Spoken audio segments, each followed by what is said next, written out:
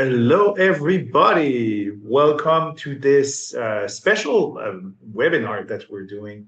My name is Eric Boivin. I'm a technical platform specialist here at Flair. My role here at Flair is to help customers and especially partners to understand how to use Flair, how to get the most out of the platform. It is my day job to demonstrate Flair's value. Multiple times a day, I'll be sitting with customers, showcasing, and maybe you've even seen me in person in events. So being able to demonstrate Flair between like a very, very short attention span moment, like you got 30 seconds to hook customers, or you're sitting down doing a pitch, like, and you want to grab their attention, or you're talking to one of your existing customers and now you want to expand on your existing list of services. So all of these things are the kind of things that we are able to do, and Flair makes it very easy for you. So for today's session, I'll be giving tips and tricks on how I do demonstrate Flair. So that way you are able to get in contact with your prospects, grab some attention from them, showcasing what kind of service you'll be able to offer while minimizing the complexity on your hand. So I will be mainly in the platform, jumping left and right, showing various things. But one thing I would really, really like is that this is not a one-off event. We'll do this again in the future. So please ask any questions, and we have the time. In 45 minutes, we'll be able to cover a lot of things. So don't hesitate to ask questions. Like Kristen said in the chat, add them in the chat or the Q&A. I would love to answer your questions because I was a teacher back then for 13 years, even taught some of our employees. And when one of my students had a question, at least 3 of them in the class also had these questions. So don't hesitate, be brave, ask questions, and it makes it more interactive and interesting for me. So, and also handling question is something that is part of the skill set that we need to use. So let's dive in. I will share my screen here like this. And where is it? Sorry, it's first time I'm using this platform, this and this. All right, here we go. Here, of course, I don't want to start with showing like events, an event feed, because the customer at this point has no idea what we're talking about.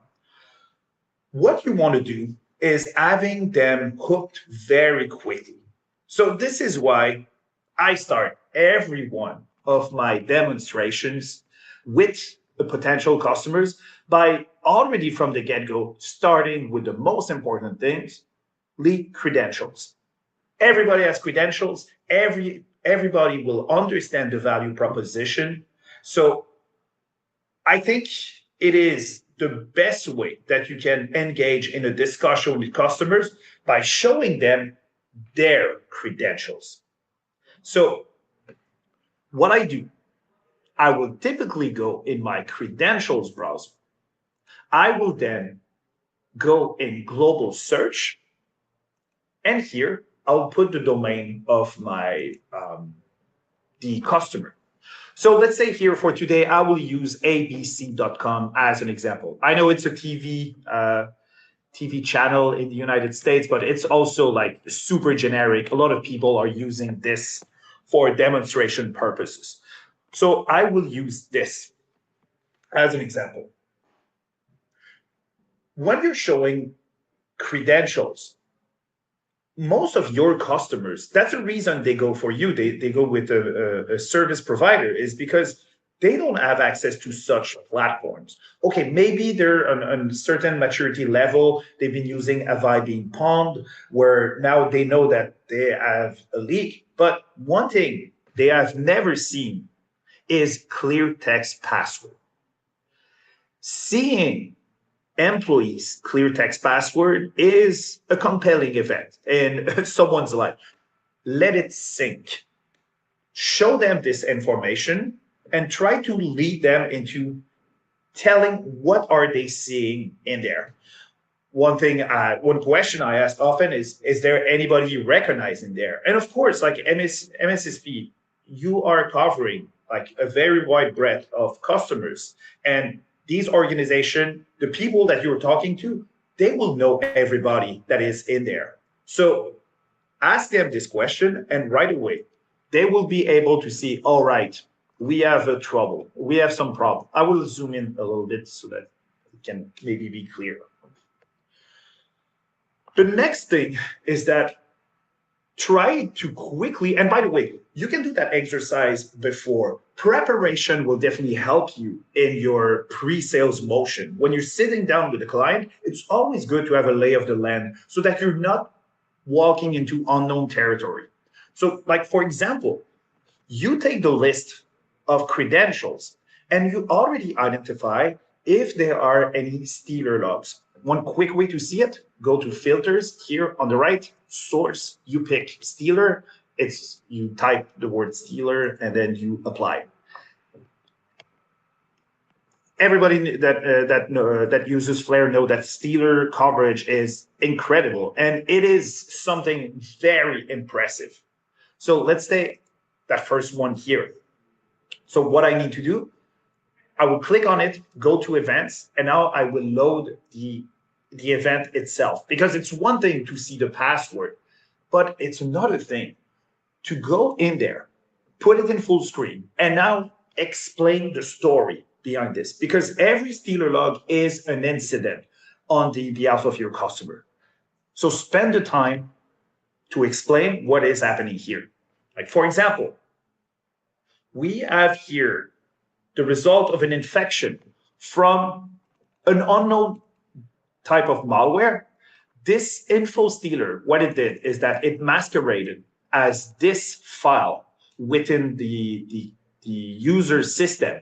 And as we can see, the infection happened on June 17th, that was yesterday. And on the same day, it was already seen by Flare. And this one in particular, this is also something you can add to your stories. This one comes from premium sources, which means that it is a subscription service that is meant for threat actors and where they distribute these freely. Freely, but you need to pay for this, and Flare infiltrated these groups. There are also samples. If you see a Stealer log as a sample, you can also explain. This is the free merchandise, just like at your Costco, where someone gives you a bite so that you're interested in getting more. Same thing with Stealer logs. Sometimes they will advertise their services with Stealer logs. Well, you're doing the same thing here. You're advertising your security practice through Stealer logs, but for the good cause. So, all right. By the way, I just use humor. Don't use humor when talking about incidents. This is an error I've seen often. A Stealer log incident has ramification into people's life. It's not only, oh, they click on something that they shouldn't. There are now multiple passwords. There are multiple details about the private life that is being exposed. So I think it's important to let that information sink. So show them the information, guide them through it, but also ask them questions. Is it the first time you've heard about this thing? Is that, do you see URLs here that are concerning to you?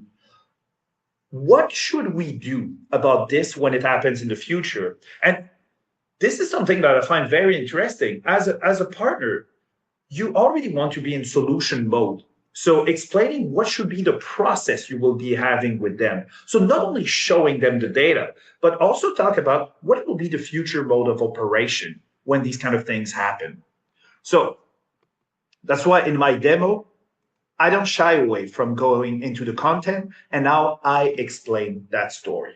So I'm saying that this computer located at this IP address in this time zone with this screen resolution, we have here a username and we have here the hardware configuration. This information was shared. This information, by the way, this is something that is It's a permission that we can set for you if you want, where we are able to show where the Steeler log has been shared. What are the rooms where this was shared? So it depends. If that can help you, let your CSM know, and we can look into having this available for you. So now I will go into the files section. I will explain that this malware has exfiltrated all kind of files. And now, of course, I need to improvise because all of them will be different. I will need to talk about, yeah, in that case, any desk configuration. We have then autofills. Autofills are a very good source of data that you should show in your demos because these things usually contain a lot of information.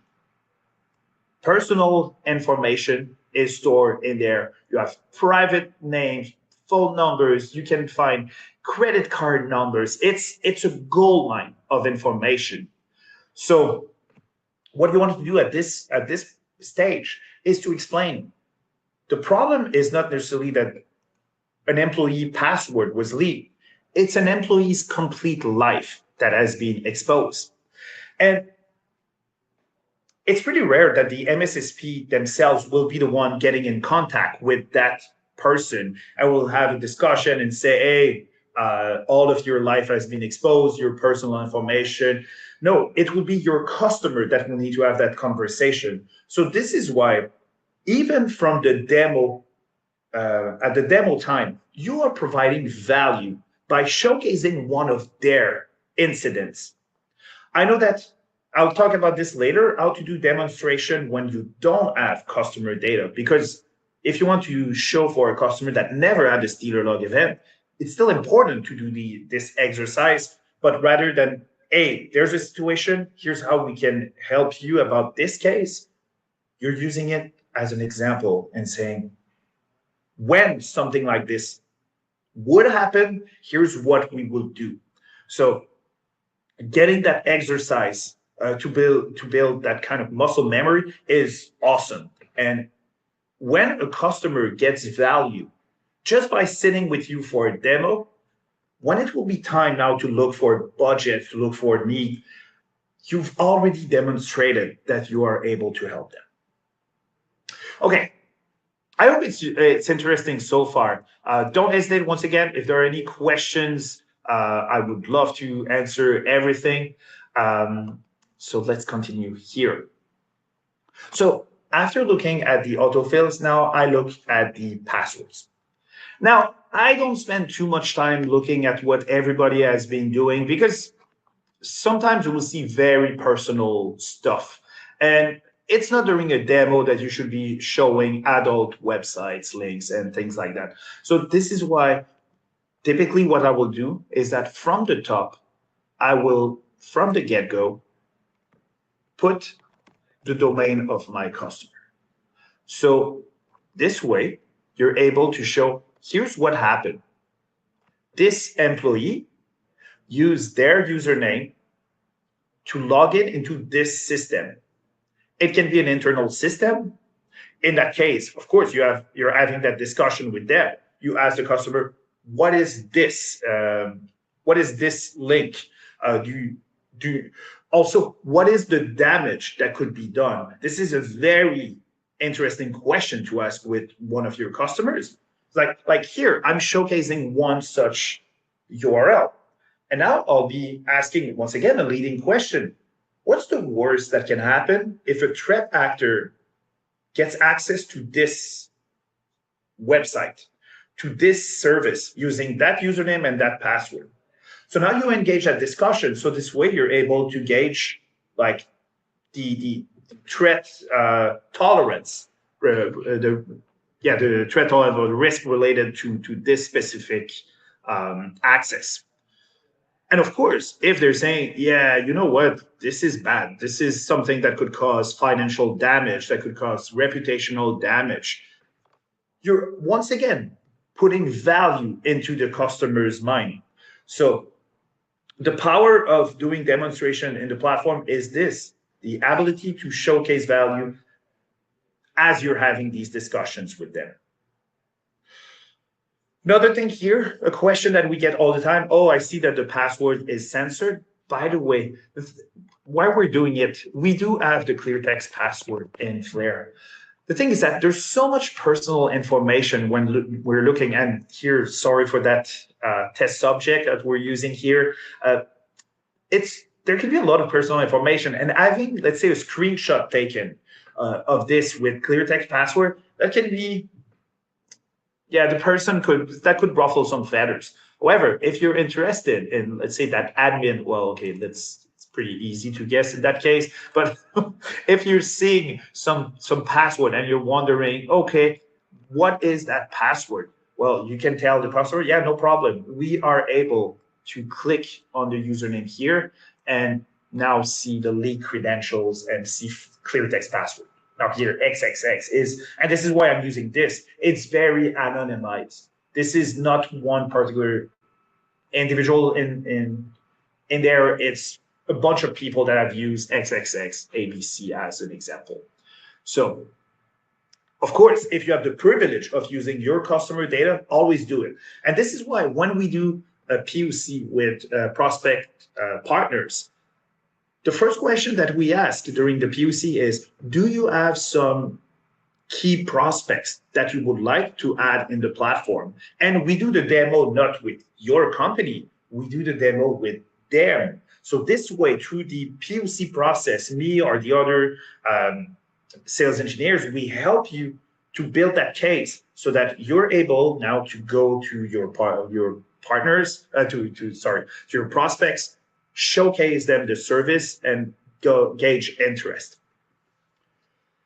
So, okay, credential, super interesting. Stealer logs overall is your easy to it's easy to engage your customer base with this. Also, a thing that can be interesting for you is to look, do you have a customer that actually have a web application where there could be cookies? So this is something you can do very easily when you go to the events page here in global search. Of course, you need to have global search in your package, but I strongly recommend all of our partners to use this because it's very useful for prospection. So what I'll do here, I will go uncheck all categories except infected devices. And now I will do the following query. I'll search for cookies dot host underscore key. And now I'll put the what's Netscape format cookie for name for cookies, like .abc.com. And I press enter. What this does here is that it looks in the history of everything that Flare has collected. I've seen end user cookies as well. Because if there are end users that are collected by your customers, now you have third-party leakage that comes into play.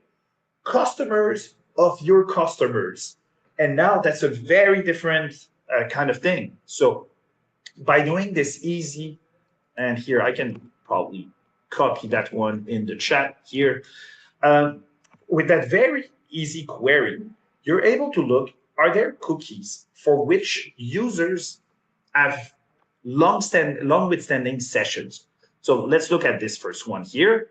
I go in the content page, I filter on my domain, abc.com, and now I look at my cookies.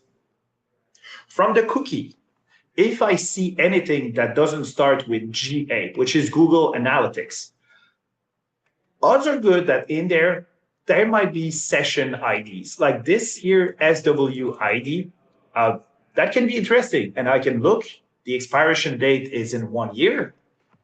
So in my conversation also, if I'm seeing that there could be end customers that are part of the data set that Flare offers, I will also engage the customer, your customer, your prospect with this. What should we do about this? Do you want to ignore these events or do you want to take care of them? Because once again, there can be material damage to your customer. I'll give you one example. I have an MSSP that was working with an industrial component manufacturer. So this company had their website where they build. You can order like big machines for assembly lines. That company is absolutely not a security company. That's why they use a partner for this. And their website, which was like a very simple website, their customers could log in and then request the building of a whole machine. And I don't know, but like building machines is like building a pair of shoes. Shoe manufacturer produce thousands of those in a day. Building industrial machinery is something that is pretty complicated. And the thing is that the process is simply you go on the website and then you can launch the pre-order of a machine because you have a credit margin that was in the customer's portal.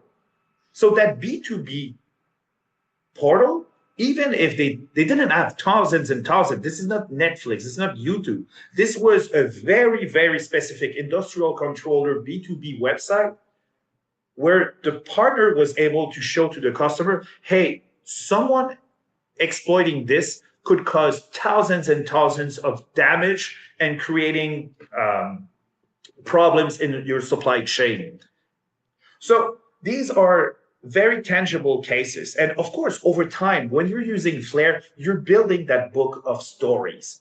And storytelling is something very important in our line of business because maybe someone has never got an attack, they've never got something bad happening with them. But it's your job to tell them that, hey, the threat does exist somewhere. And now this is where I'll talk next about how to demonstrate uh, how to set up Flare and the things that you can do as an MSSP partner to help them secure their organization. So, first thing is you should create a separate tenant for prospection, and if possible, a tenant just for them. I know that in Flare for partners, we have two models. We have one model that is tenant based, where you order a tenant when you get a new client. You order a new tenant, and then you spin up a tenant just for them.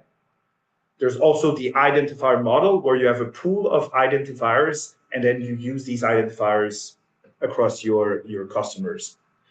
Now, the example I'll be giving here today can be applicable to both. The thing is that if you're with the tenant model, you will have to place that customer within your personal tenant. And I know I've given the suggestion that there should be a demo tenant as well, because demonstration of Flare is extremely important for partners. This is still new. I'm your champion, guys and girls. I'll be pushing for this. So having a way for you to set up a tenant so that you can demonstrate what Flare can do. So this tenant, what do I put in it? So here's my tenant that I use for demos. So whenever I'm in events all across the world, this is my tenant where I have personally picked this information because all of this leads to the ability that Flare can provide. So the first thing is VIPs. You are able to say that thanks to Flare, you're able to provide information about VIPs like C-level, executive suite, and being able to keep track of what has been shared. Like here, as an example, here I created a group. When you create a group here, you can click represents a person. And what I do here, it's like a bundle where I put all of my identifiers related to my VIP in the same one. And here I use myself simply. Of course, if you're having a discussion with a client, you could put their CEO in there instead. You could do that reconnaissance exercise, especially if they're mentioning that this is something that they would like. I know that not all partners do offer that kind of service, but this is something that could be seen as valuable. So doing a demonstration will help. So in this case, I put myself, and don't is well, you can use me if you want, but there's a lot of Eric Boivin that exists in the world. So it's why I'm using multiple ones. I'm using as a username with a space in between the name identifier. As you can see, like we see different things because the way the system works. Um, I've put also between double quotes with the tilde tree. That specific query, I really like this one. So with the query identifier, this is where, there, I'll put it in the chat as well.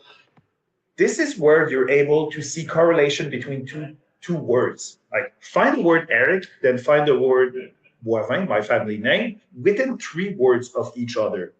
So this is a way you could put, like if, let's say the VIP is named John Smith, you could add in maybe the name of the company. So that way, if someone says John Smith, president of ABC, you will be able to find that specific entry. And also putting personal email address. No need for work email address. This is already covered in the domain. So putting VIPs. And the reason I put VIPs is that when a partner is having a discussion with the customer, you want to engage not only on the like service level, but you need to make them understand that as individuals, as human beings, they will be covered as well. And in the world that we're living, this is something that some of your customers might find beneficial to also have this. It's going to make the service more appealing. So don't hesitate to plug in that this is part of your service offering. In addition to VIP monitoring, now I talk about the other type of identifiers. And this showcases also the simplicity. If the customer decide to onboard with you, all they have to do is provide a very simple list of what are the things that matter for them. What are their domains? This is the most important one, of course, where you put their domain and you will find all subdomains for it. What is the company's name? And I'm using keyword here. Keyword is very important for supply chain. I'll come back to that in a few moments, but you should always define a keyword as well for the company. You have IP address. I said it here because everybody knows what's the IP address, but to be honest, between you and me, there's not that many people on dark web forums that will target the companies by their IP addresses. So there's not that much value in setting up IPs. You can still do it, but like the results do vary a lot. Azure tenant here. By using abc.com in the recommended section, and this is definitely something useful for you. Once you do the initial setup for your prospect, wait 24 hours and go back in there, and you might be able to see recommended identifiers. Well, in that case, I've all accepted them. But one of them is Azure tenant. And thanks to this identifier, when you add that recommendation, from now on, you will be able to discover more subdomains and even more domains that the customer might ignore that they have. So yes, trust the customer to tell them what is important, but let Flair also do the reconnaissance work. So keyword, domains, names, and individuals in general. So put all that information. And by the way, at Flair, we have one demo company that you can use for your material. I know that one day, it's promised, we'll have a super cool demo platform, very anonymized. You'll be able to do demonstrations using this, but it's not the case yet. But in the meantime, you can add as an identifier the company Scatterold. So I'll type this scatterold.com. So this is a fake company that we purchased the domain for, and you can set up scatterold.com and Scatterold. These two identifiers here will give you some test data. So feel free to use these if you really want to have a bare bone demo environment, you will see a Steeler log, you will see a Telegram post. So you will see like sample of the events. I know that we want to improve on that. This is something we definitely want to do, especially to help our partners sell in the case where you cannot put your customer name in there when, let's say, they don't give you permission for that, or you just want to have a generic demo, or doing like today a webinar to all of your customers. So don't hesitate to use Scatterall as an example. All right. Now, you have showed them that setting up Flare or setting up the service will be easy. And of course, here I'm using Flare as the platform to do my demonstration. It is possible that you as a partner has integrated the API data from Flare into your own platform. The same things do apply here. Like, lead with something compelling for the user. Try to dig into events that might be relevant for them. Tell them stories. So, of course, I do suggest using the Flare UI because it's custom built for this. But at the same time, if you're doing demonstration for a service, you want to show what will be the experience with that service. So use your platform as a preferred method if needed. Also, if let's say Flare allows you to create users for your customers, you have access to unlimited users.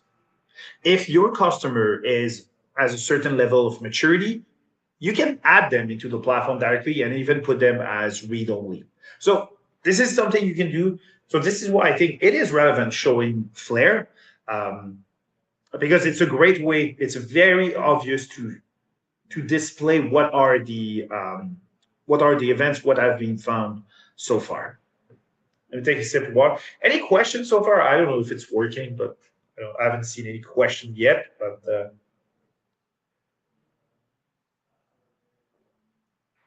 don't hesitate to interrupt me. All right. Now we will go into supply chain. Supply chain is a module that is interesting in Flare because it shows dimension into a target. So you are talking to a customer. Now, thanks to supply chain, you can very easily showcase, is your customer also a collateral victim because of their customer, their partner, their supplier as being a victim of a ransomware attack? So with this dashboard, what it does is that it shows what are the companies where their name was mentioned in the leak files.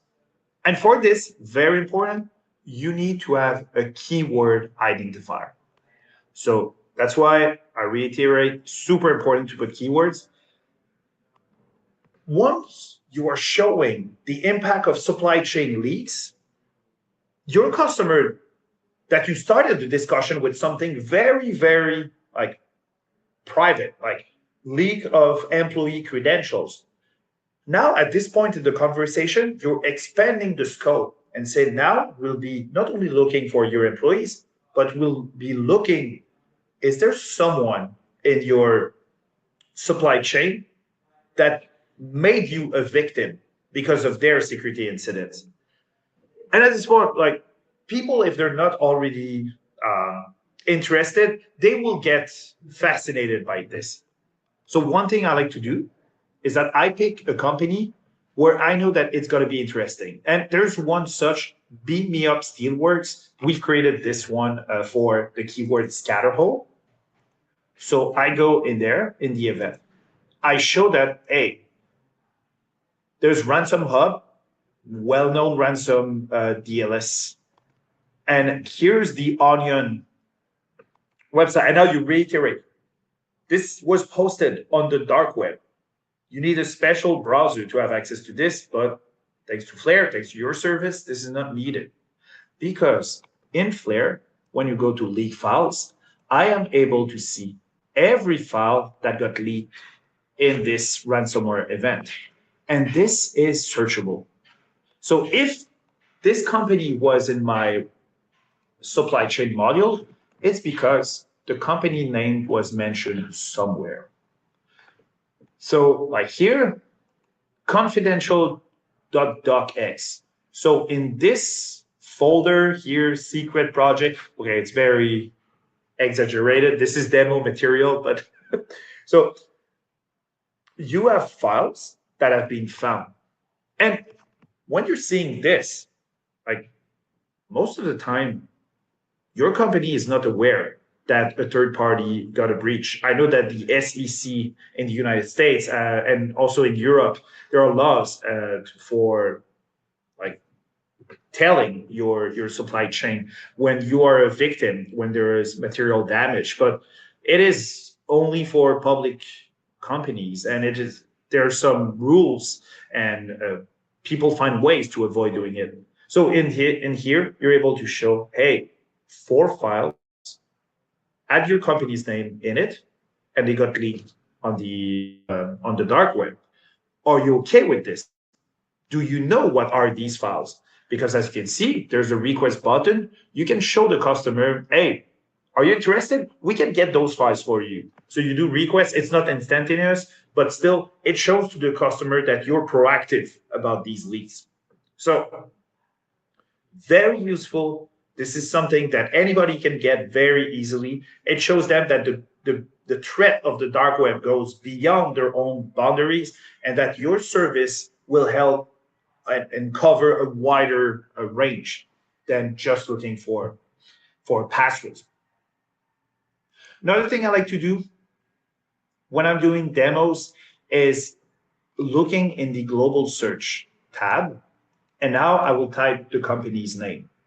So let's say here I put scatter all. I usually remove dark web because this can create noise. So I can remove this. I can also filter using severities. So do this very quickly.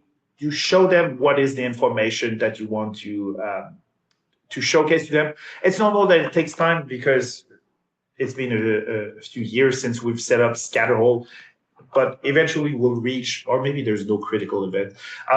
It will reach that time and we'll gather the events. So you can put your customer's name in there, filter out the things that you've already spoken about. So let's say that you've already had a discussion about the impact of leak credentials and stealer logs. Uncheck this and I'll move on to the next topic. So this way you're adding into the pile of value where they're able to see lookalike domain, they're able to see hosts, where hosts that are exposed that with information that could be with vulnerable servers, for example. So expand that coverage in a way that at a certain point, the customer will see this and say, yeah, there's a lot of value with this service beyond just the traditional leak credentials. So that time is very precious with them. And very important, just like I'm doing here today. I mean, you're all partners of Flare. You're all experts or experts in becoming. A demo is not the moment to unleash everything. You don't need to show them every single thing to them because you will overwhelm. So this is why do your exercise before that demonstration. Do your reconnaissance. Set up that tenant, do the identifiers. Of course, if they don't follow up with you, delete the tenant afterwards. You have identifier rotation in your package if you're on the identifier model. So you spin up the tenant, you put the identifiers, you delete them once it's over, or maybe they sign with you and the setup is already done. But the goal is you don't want to overwhelm and make them, okay, yeah, where do I start? This is so much information. There's someone in my life, a great mentor, that told me a good demos should focus around 3 things that the customer wants and one thing that they didn't know they wanted. So when they're sitting with them, having a conversation about dark web monitoring and external exposure, try to have these four items in mind, like steal log, leak credential, and like in this case here today, I kept supply chain for the end because now it makes them understand that, oh yeah, okay, it's bigger than I thought. So do that work in advance. Try to identify events and show it to them. And I recommend using the platform once again. I know you can generate reports in Flare, but reports are really analyst focused. And this is maybe not what you want to showcase to the customer. Of course, if your service delivery will be in the shape of a report, show one of your sample reports. Absolutely. But it is important to put the data at its best. And our reports, by the way, they are currently being reworked. There's a heavy focus on improving our reports, especially for MSSPs. So this will change a lot in the upcoming weeks and months. But I would say don't lead a conversation on a static PDF report. Try to show them the data. Try to build a story around all of that. Try to gauge their interest while having that conversation. And if there's nothing on that customer, try to explain them that just like a fire alarm, a smoke detector, there can be smoke one day and there could be a fire.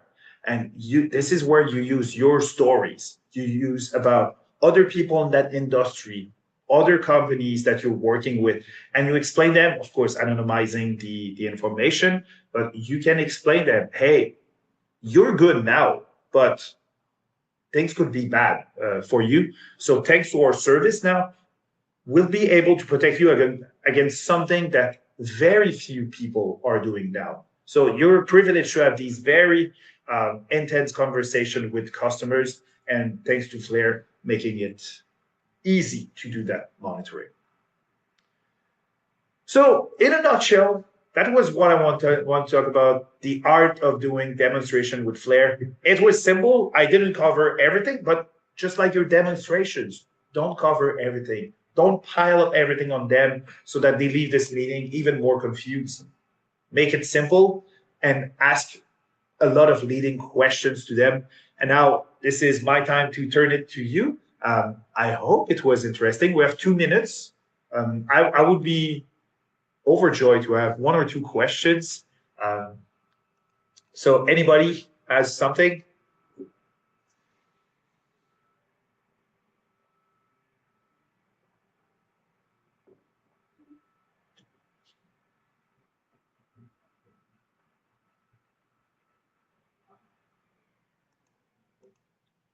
Otherwise, if there's nothing, don't hesitate. We at Flair, we are here to help you. When you have a question, don't hesitate to ask us, either through a support ticket, through your CSM, or even me. So don't hesitate. We're here to help you sell Flair and to be successful with the platform.